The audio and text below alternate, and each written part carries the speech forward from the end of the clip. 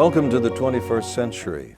My name is Marlin Maddoux, and I'm host of the nationally syndicated radio news talk program, Point of View.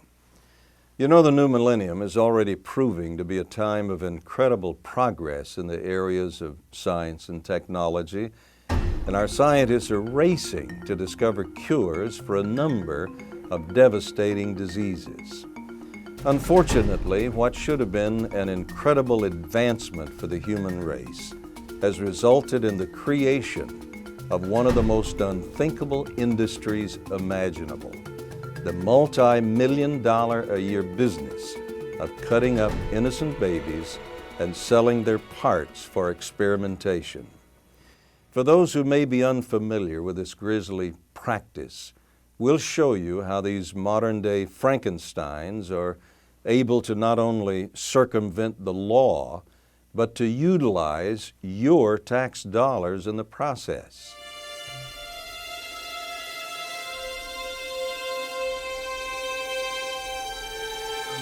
In the 1990s, a new method of abortion was perfected by Dr. Martin Haskell of Dayton, Ohio. This procedure would become known as partial birth abortion. In this procedure, a baby, just seconds away from birth, is killed by a medical doctor in one of the most horrifying manners imaginable. In fact, partial birth abortion was so grisly that the American Medical Association refused to acknowledge it as a legitimate procedure. And when word of this gruesome practice leaked out, outraged Americans began contacting their representatives in Washington. Congress responded by voting to ban the procedure, not once, but twice. However, their bipartisan voices were ultimately silenced in both instances through vetoes by then-President Bill Clinton. As we'll see later, Clinton had more than just maintaining a woman's right to choose as his reason for keeping this procedure legal. In the first stage of the procedure, the abortionist is actually watching the baby on a TV screen using an ultrasound machine. This allows the abortionist to reach in with forceps and grab a baby, usually by a leg, turn the baby around, and begin to deliver the baby, while still alive, into the birth canal. At a certain point, the abortionist is able to grab the baby with his hands and continue to deliver the baby into the birth canal, everything except for the head. In this procedure, it is very important that the head not emerge from the womb, because that, of course, would be a live birth under the law. So the doctor actually grips the baby in a certain way described in the paper to ensure that the head does not emerge as well as the body.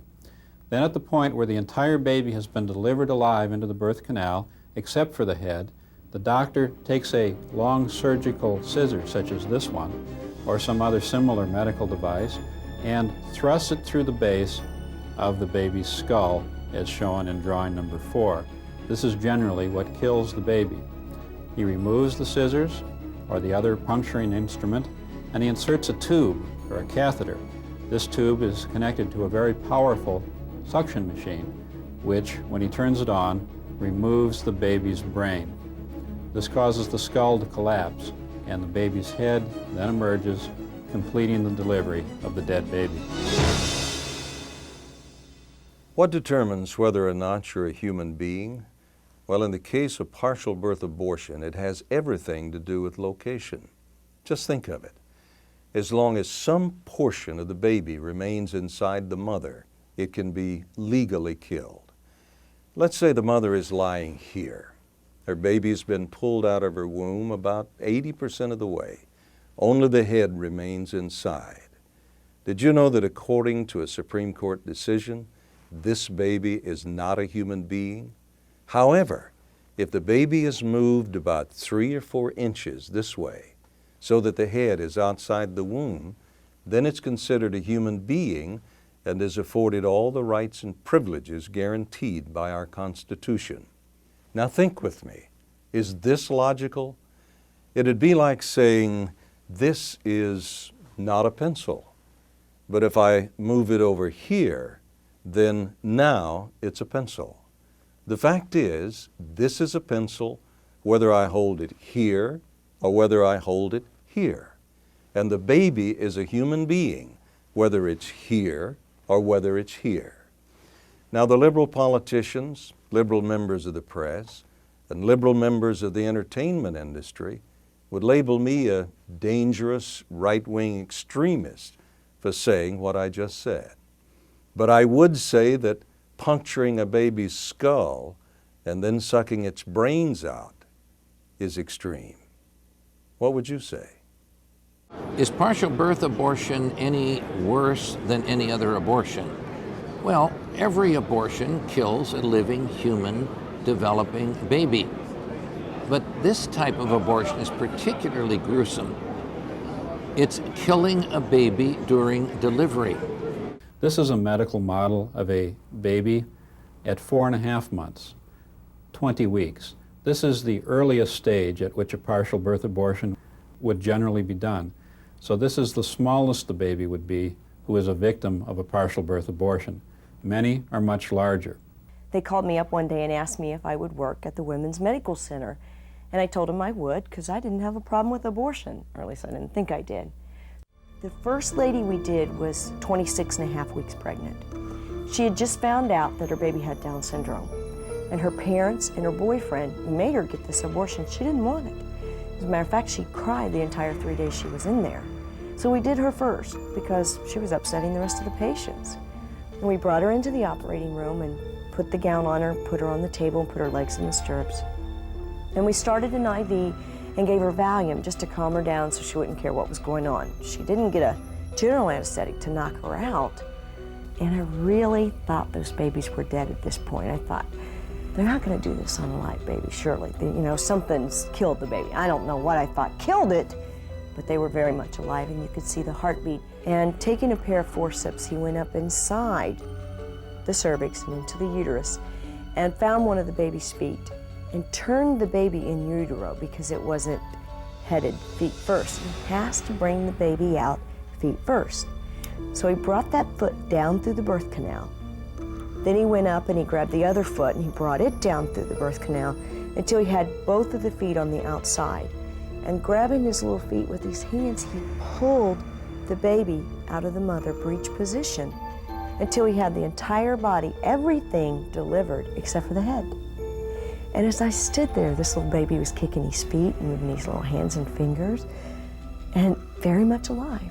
And the doctor's very careful to make sure that he holds the baby's head in with his 2 fingers, with his left hand, to make sure that that head doesn't slip out. Because if the head slips out now, 3 inches, 3 seconds from being born, and he kills it, it's murder.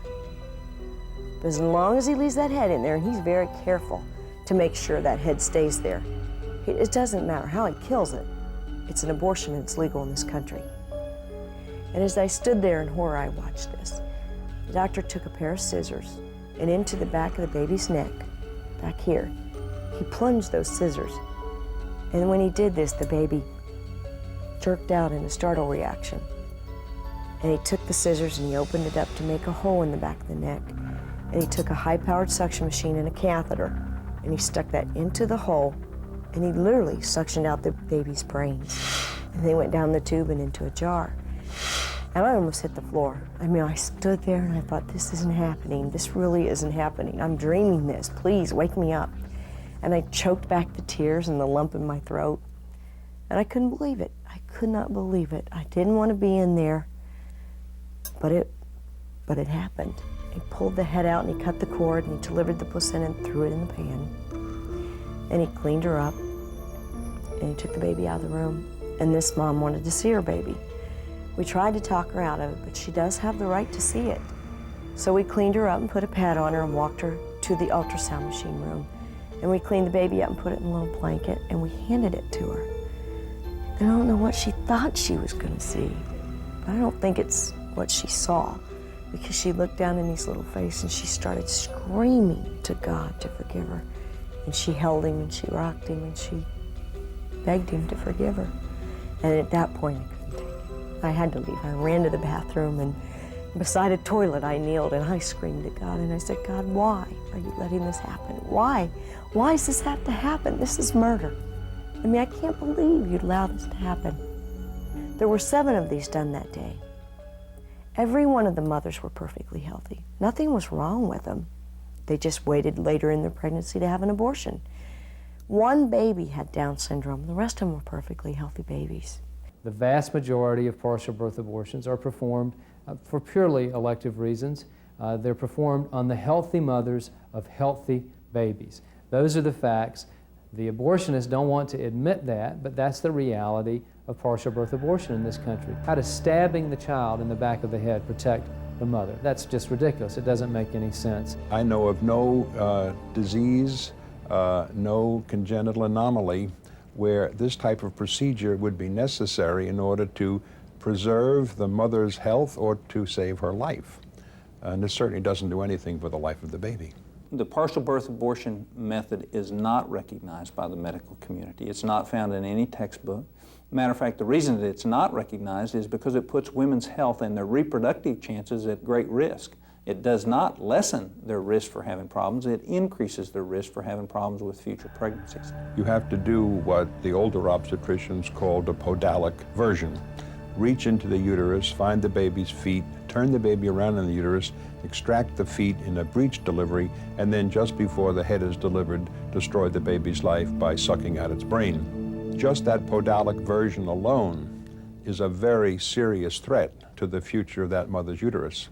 And so rather than preserving that woman's fertility, I think very likely seriously threaten her future fertility.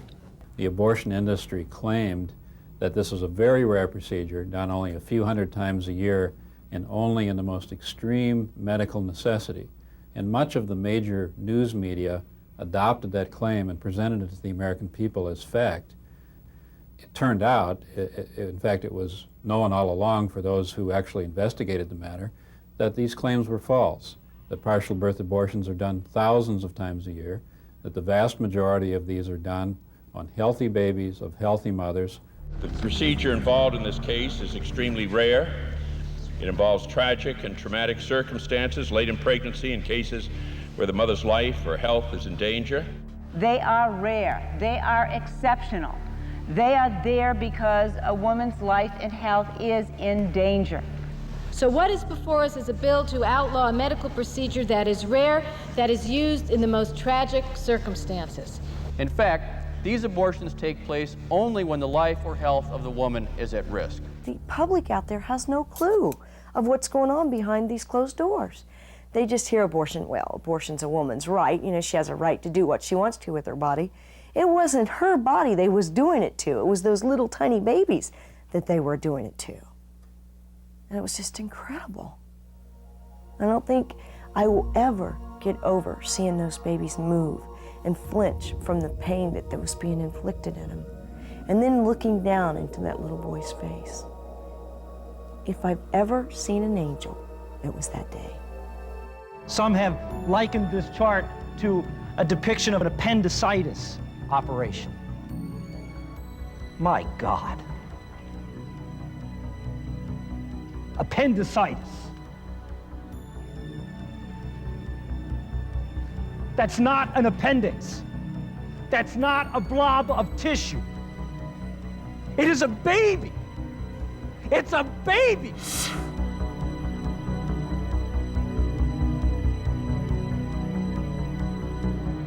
According to the courts of the United States, and this is true of Canada also, you're allowed to kill the baby as long as the baby gets dead before he comes out into the air. But in this procedure, the baby is alive until the head is pierced. But sometimes, at that point, she gives a big pop, out comes the head. Now you have a live child in your arms. What do? Well, they don't publicize this, of course, but they take the baby and put him in a bucket of water and drown him.